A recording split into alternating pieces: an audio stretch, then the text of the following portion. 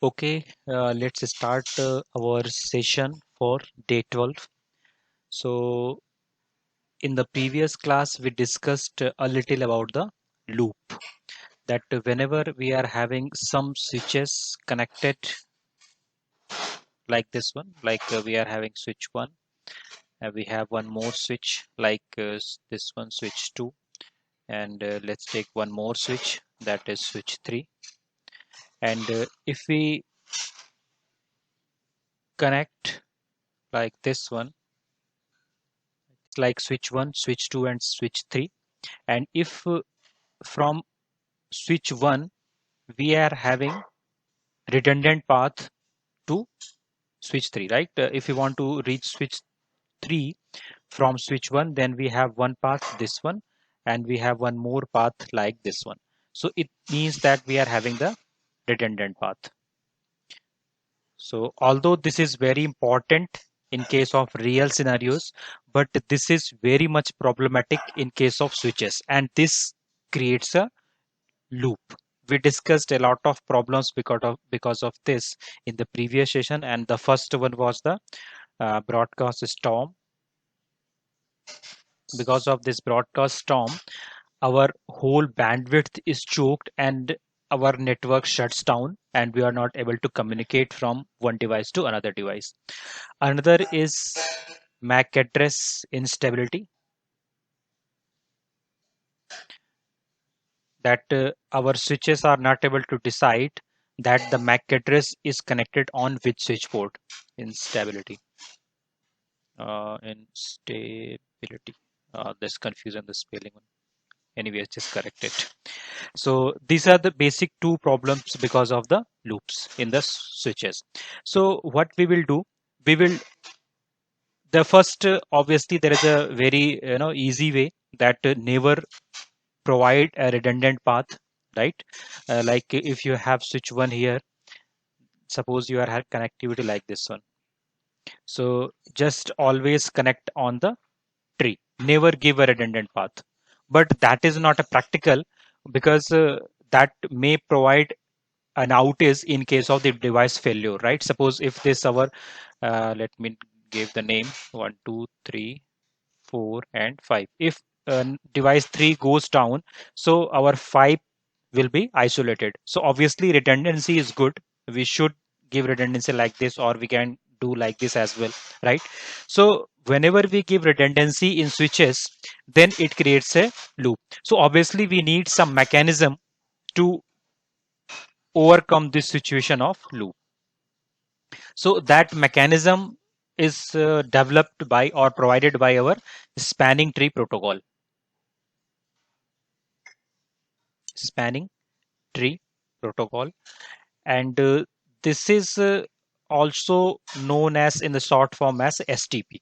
So this is very common scenarios, and we known as a STP. So there are different types of STP. We are having the first normal STP, and these all comes under the 802.1D. And STP, we are having the RSTP as well, MSTP.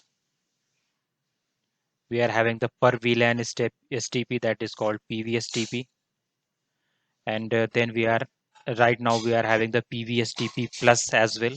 So those are also supported on the advanced devices like Catalyst switches, right, in the CAT series or CAT OS. So we will not talk about too much deep here all the technologies, but obviously we will first learn that what is this spanning tree protocol and how does it work, and how does it avoid looping problems in our network. So let me take a diagram from our packet tracer, so that will look good actually. Okay, this is already created, so let me just take a new one. Switch, let me take give say switch 3 and give this and switch 2, and this is our switch 1. Okay, and let me take the screen snip of this one, so that will just give a good picture.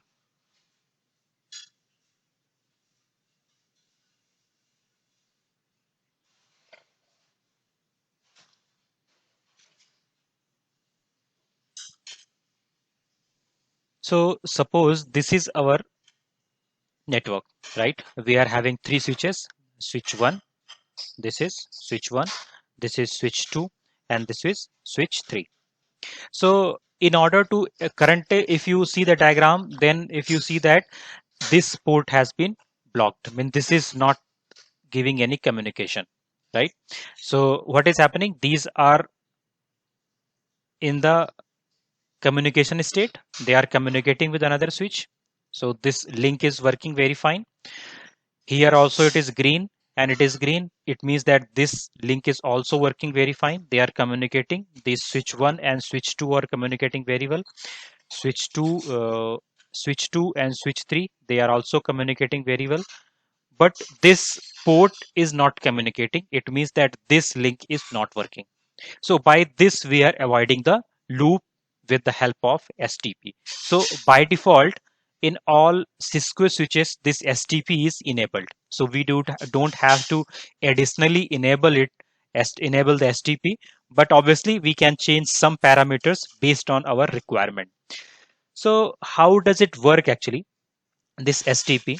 So let's say you are having one company, right? If you are running a company, then there is a one owner or CEO. Based on that one, he is setting some policies and rules. Based on that one, all the employees under that one is working, and everyone is doing the good job. So the same thing is happening with the STP. In case of STP, between all the switches, we create one CEO, right? Or we can say the one owner that who takes the decision. So this is normally taken by the root bridge. Normally, bridge and switch are the different terminologies, but currently bridge and switch are the almost same thing. So although we can also say it as a root switch, not a problem, but the terminology is like the root bridge. So that's why I'm also saying the same thing as a root bridge. So here, root bridge is the owner of this RSTP, sorry, STP, and that is the taking the decisions that how the links should be controlled, means that which of the port should be communicating and which of the port should not be communicating. So this decision is taken by the root bridge. How they are taking means it's like that this is the owner and this is telling you the things that what you have to do. So now what it happens, right? Because everyone has responsibility. So first job is to elect our root bridge. That out of these three switches, we are having the switch 1, 2 and 3. So out of these three switches, which one of the switch will be the root bridge? So whenever we connect the switches, then first job is to elect the root bridge. Elect root bridge. So election process happens. In election process, we are having the two things. The first thing is the priority. We can assign the priority to the switch as per the requirement, and whatever we whichever switch we want to make the root bridge, we can give the priority accordingly. So in case of priority, which whatever switch is having the lower priority, that will be the winner and that will be the elected as a root bridge. It means that let's say that this bridge is having the priority 32678, and this is something 8000, and this is let's say 2000, or not 2000, in fact we should say something, because they are in the multiple of I think 8156 something. So let's say this is 10,000. These are the for the examples. We cannot say that these are just exact values, but I'm just saying for the example. So suppose the priority of the switch 3 is 2000 something. Switch 2 is having the priority as a 10,000, and switch 1 is having the priority as a 8,000. So Can you tell me the guys that which of the switch will be winner and which one of these will be elected as a root bridge? Anyone? 8,000. Sorry, which one? 8,000. 8,000, right? Switch 1 will be the winner and it will be elected as a root bridge.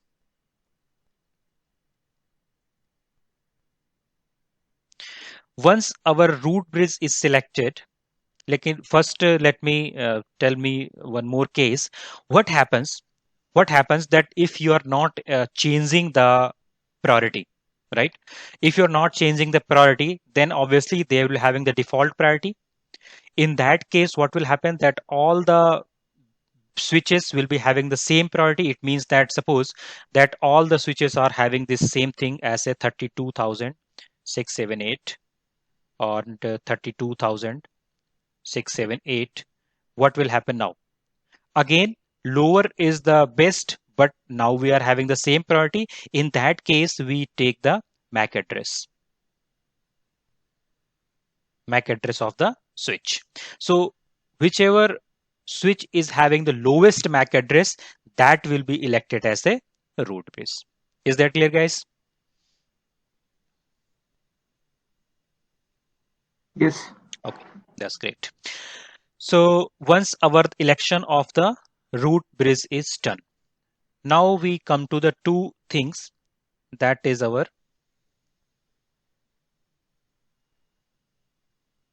root port and designated port.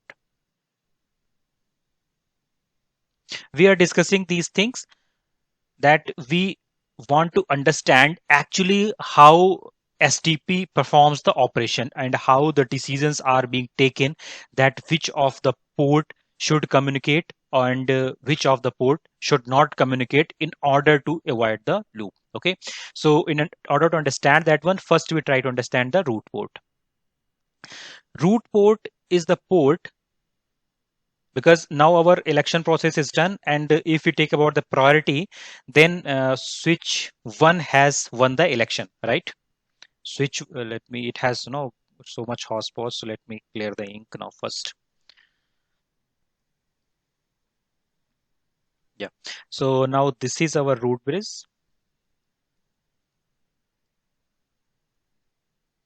and now we have to find out the root port. So root ports, actually these are the ports on the non-root bridges. So this is our root bridge. So obviously remaining will be the non-root switch. So this will be non-root. So root ports are always on the non-root bridges. And these are the ports.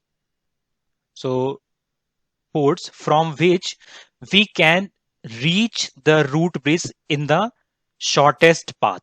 Means suppose switch, let's take the switch 2. So this switch 2 is having two ports, this one and this one, like FA0/1 and FA0/2. So we will try to reach our root bridge from these ports. So first we will, if we try to reach from the FA0/1, then we can reach like this. And if we try to reach via FA0/2, then we can reach from this way, right?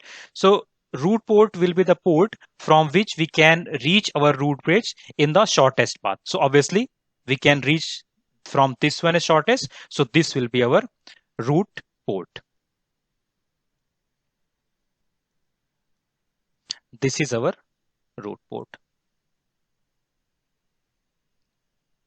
What about the from switch 3? From switch 3, if we try to reach our root bridge, then this is going to be our root bridge, root port. Any doubt, guys, to anyone on the root port? Sir, Mhm. our switch will have multiple ports, right? So only one root port will be there in one switch. Yes, only one root port. Okay. And what about the remaining one? They will be the non-root port.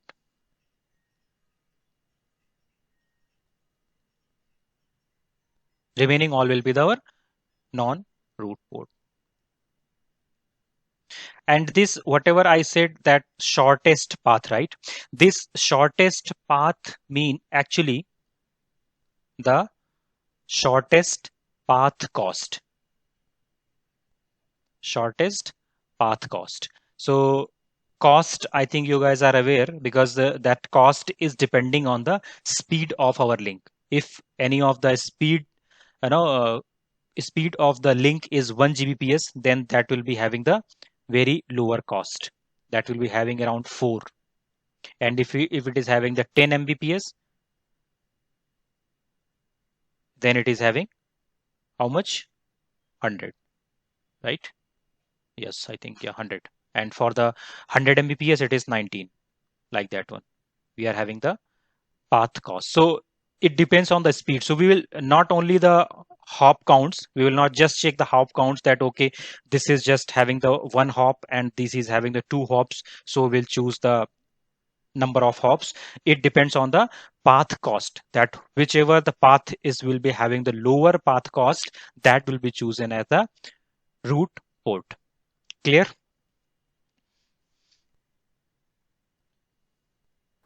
Yes. Okay, great. So another thing we discussed, that was our designated port. So now we come to our designated port. So these root port are always on the non-root bridge, right? Whether this, like this is a non-root and this is also non-root, but our these designated ports, they are on the root bridge. They are on the root bridge. So now from the root bridge, now we will try to reach the switch. Okay. So if we try to reach the switch, this one. So how shortest we can reach to this one? So if you try to reach this is the way. So this port will be our designated port.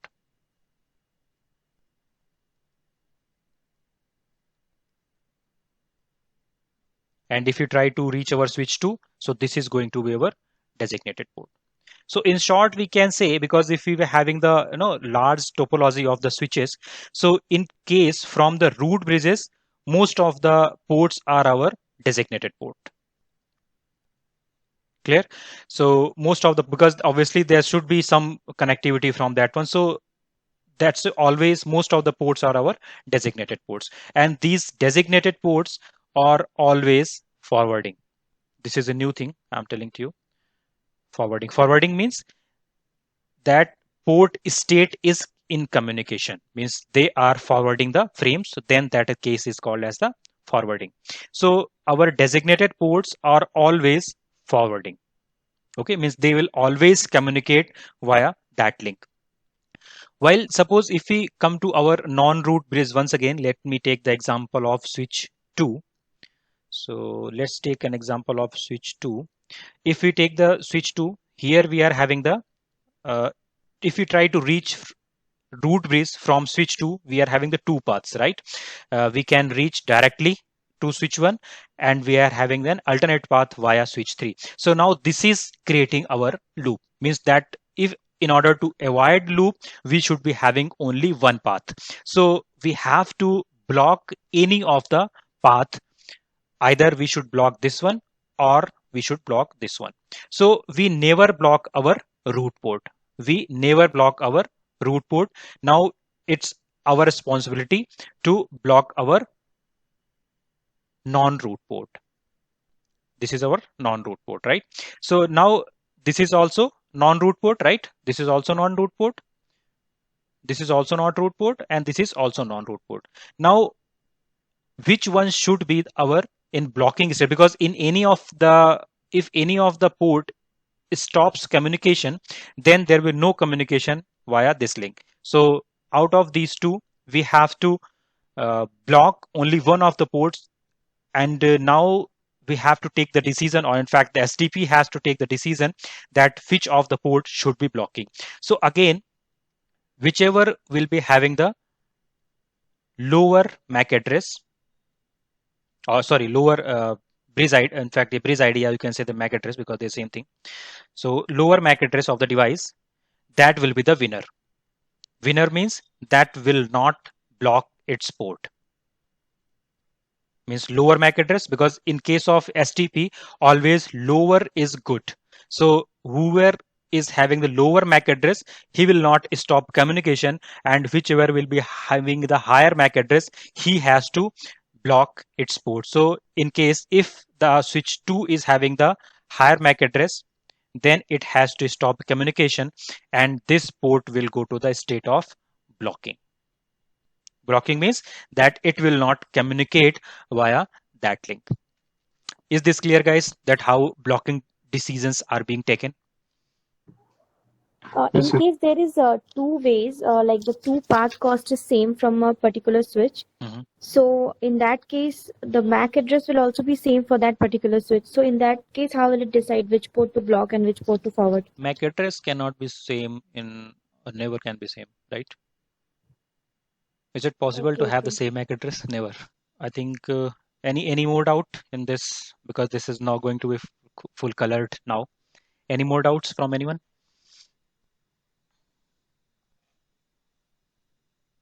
No. Okay, so let's just quickly jump to our packet tracer and just have a look that how actually it does. So let me take new first.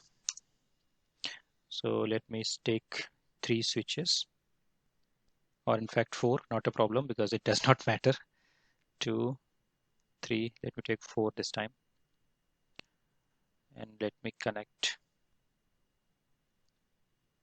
So whenever we are connecting the switches, the first stage is our blocking. So we will discuss this as well first. Because if you see the first, what is happening, as we connect them, all of them are not communicating.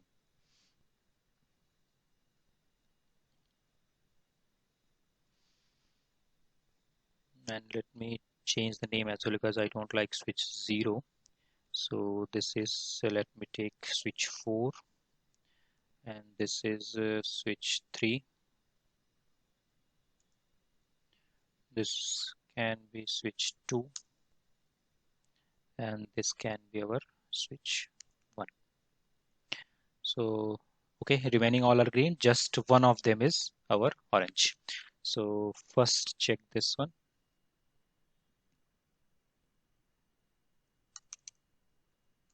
And we can just run the command show spanning tree. So first what it is telling, just let's just quickly have a look on this one. First is telling the root ID. Okay, that which of the bridge is our root bridge, right? So root ID is right now, if you check the MAC address, that is our 001 something 4309, and if the ending we check, that is our 95E4.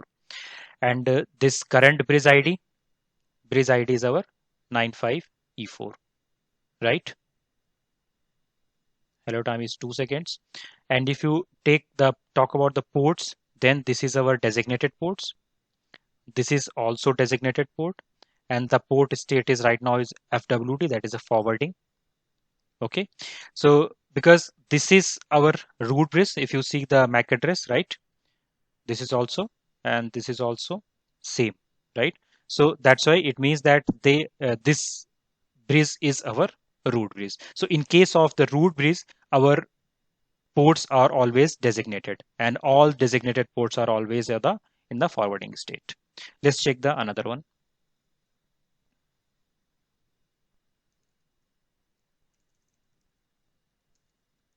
Show spanning tree. So now if you check the MAC address, our root bridge is same 95E4, but our bridge ID, this is the bridge ID of the current switch, right? Of the switch 2, because we are in the switch 2 right now, this one. So in the switch 2, and here also, both the ports are in the forwarding, right? And if you check that here, this is our root port, right? And another is also designated. So designated means that it can be communicating and cannot be communicating. It can change the condition. So it can say that this is a root, means that we can take it as a non-root port. So root port is important because this is going to be always connected to our root bridge. And now if you check the state right now, they are both are in the forwarding state, right? Because both are green here. This is green, this is also green. If we check the switch 4, because here we see that one of them is orange color, right? This one. So that should be something interesting here.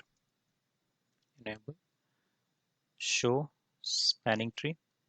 And this is the case that FA0/2, that port is our alternate, right?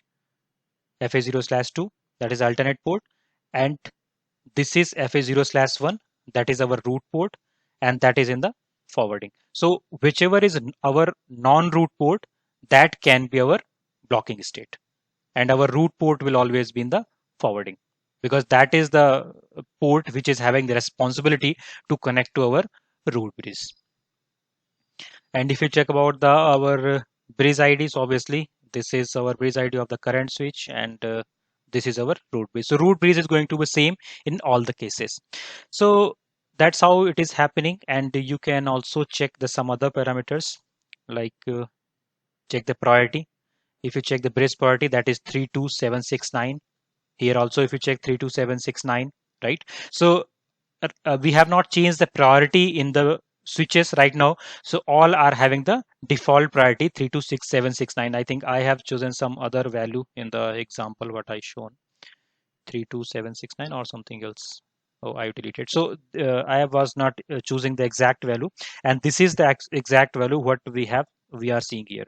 So by default, all the switches are having the this value 32769. And if you want to make any of the switch as a root bridge, you can reduce the priority of that switch. So suppose this is our switch 195E4. So this is our root bridge. But if you want to go to our another port, suppose this one, right? So let me try to change the priority configure, and spanning tree, and we are having the VLAN 1. Then we can change its priority to any value, but I'm in you see that it is saying the message over the priority we can change in the increments of 4096 only. So if we want to set the priority to the lowest one, then we can set as 4096. Okay, so I am right now I'm just changing the priority to the 4096 of the switch port 4 and exit. So we are seeing that this is also in the blocking state right now. After some time, it will be in the forwarding, and this will only remain in the blocking.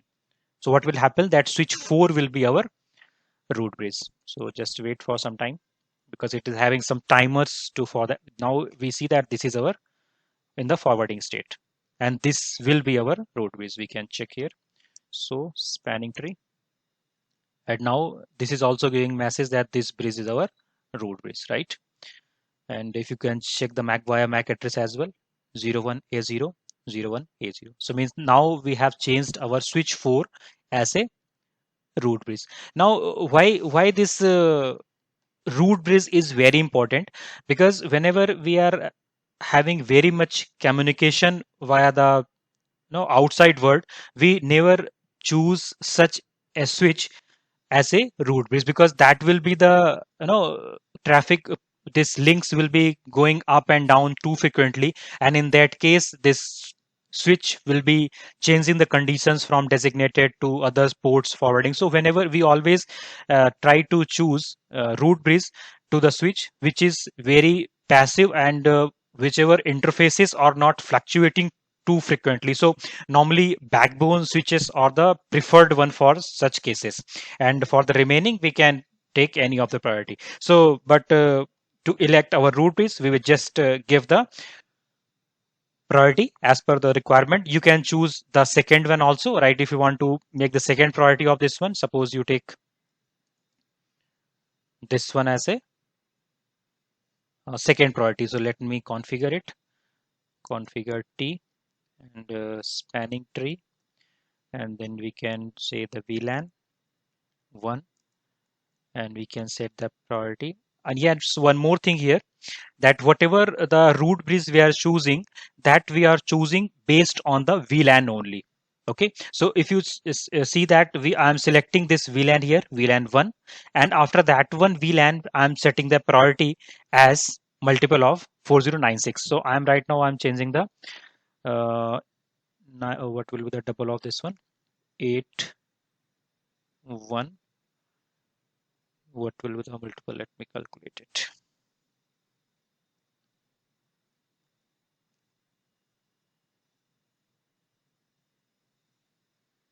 4096 multiplied by 2, that will be 8192. So 8192.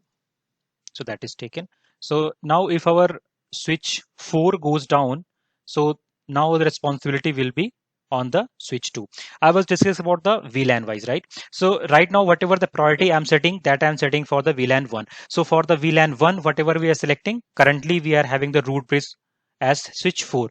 But if you take another VLAN, suppose you take VLAN 10, so in VLAN 10 you can choose another root bridge, right? So there can be many root bridge on the different VLANs, but for the one single VLAN there can be only one root bridge. Guys, is that clear? Because this is a little confusing, so am I making myself clear, or anyone having doubts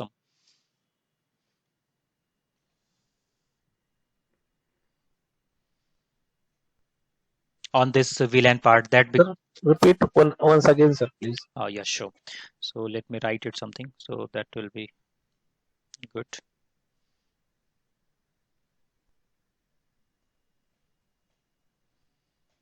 So right now, whatever we discussed, right? Suppose we took the example of 3 switches, right?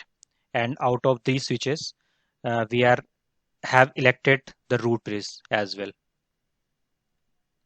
So obviously, this communication will be happening only on a single VLAN, right? Suppose we have taken the VLAN 10, means whatever the configuration we have taken, that we have taken as a VLAN 10. So for the VLAN 10, we can select one root bridge. Suppose this is switch 1, switch 2, switch 3.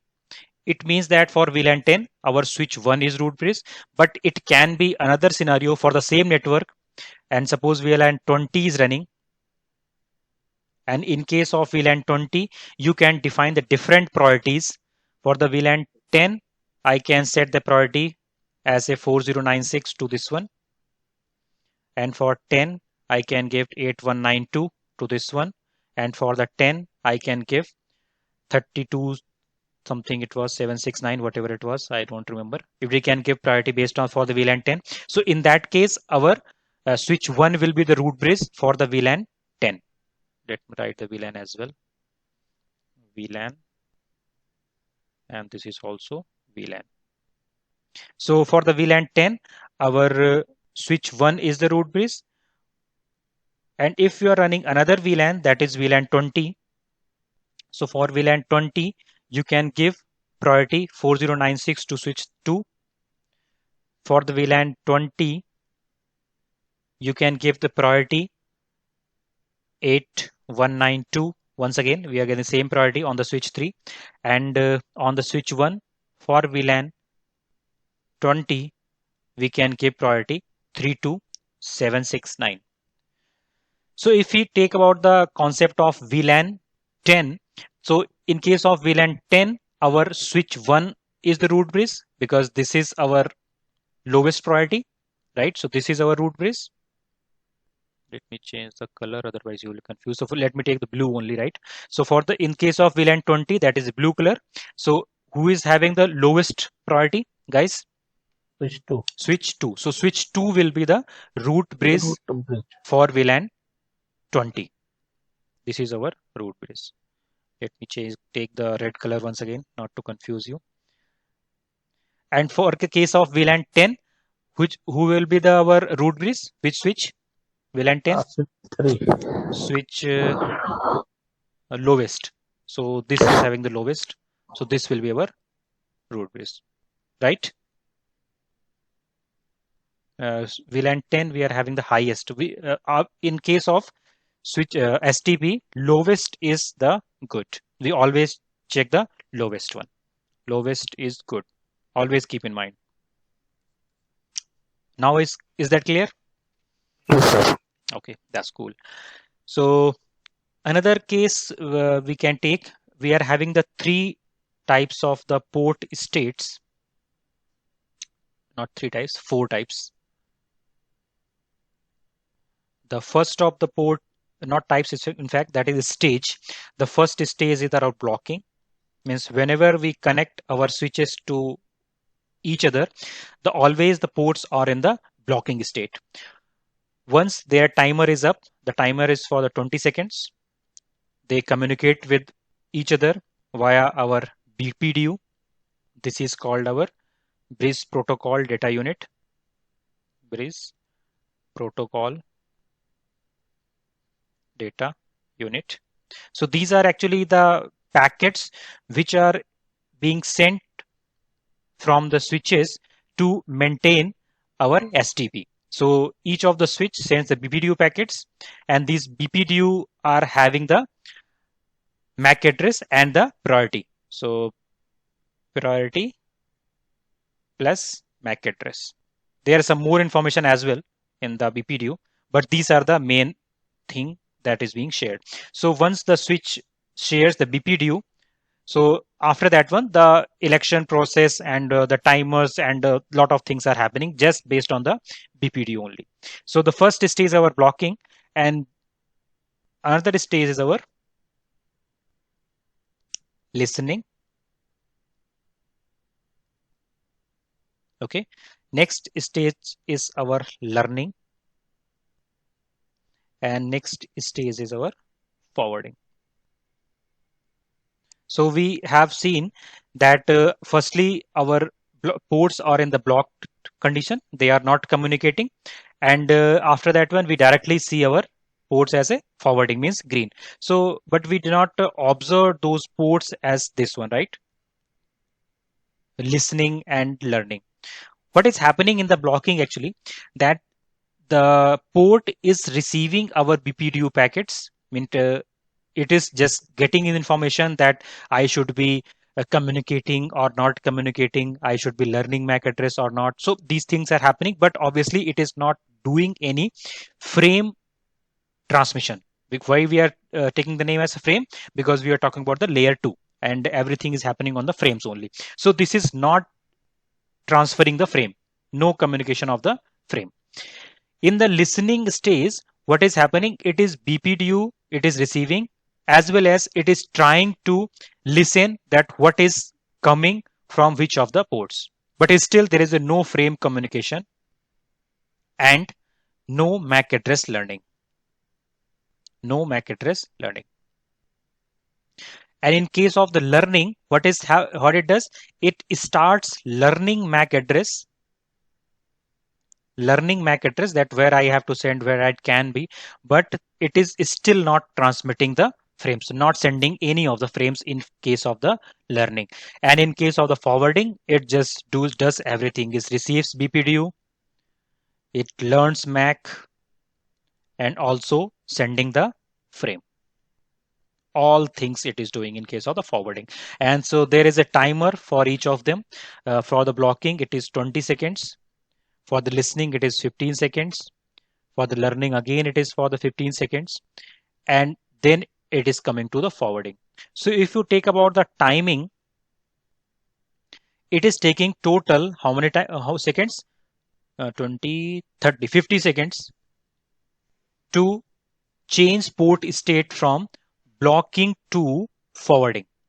Means suppose there is if anything communication failure, because we are using this STP just because purpose of redundancy.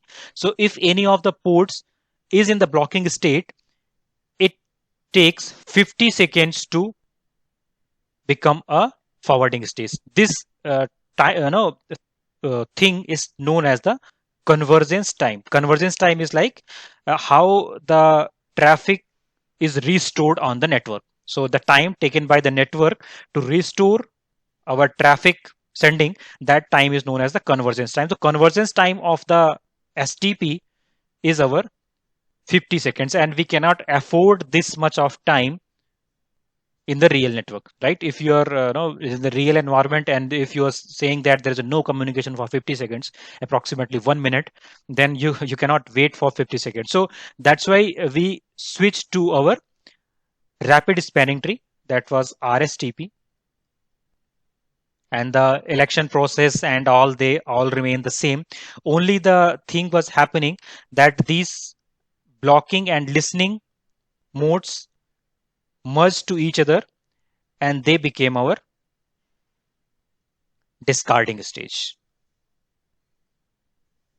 They became as discarding. So what happening, they are having the three stages now.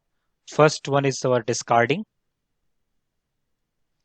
then it is learning,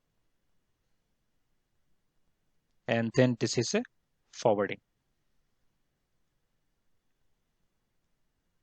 So we are having the three stages only on the RSTP.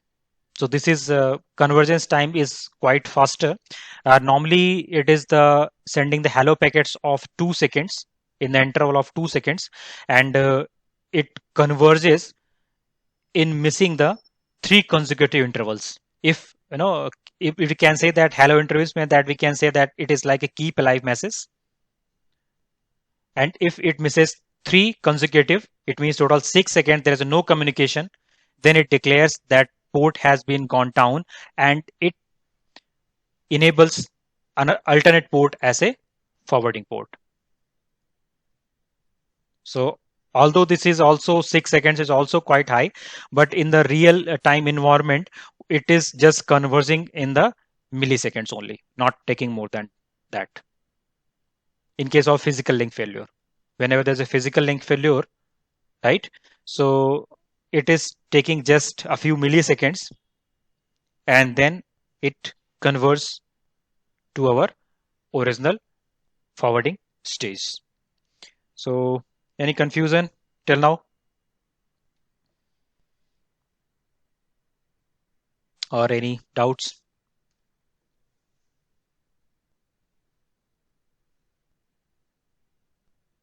No one? Okay, that's great. So that was okay. I think that's sufficient for today right now. And if you have any doubts, you can reach to me later on as well. And if you are watching it later on, you can write on the comments, or you can directly reach me via different channels. Okay.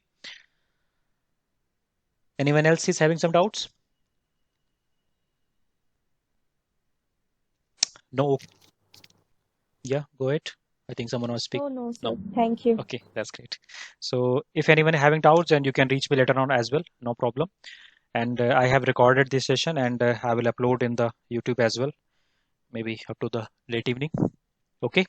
So see you in the next Saturday, or if I will get time, I will record some session and upload before that one, because in the live session I do not get much time to explore it, but in the recording I explore it much. So I will try to do it more. Okay, guys. See you soon on the next Saturday.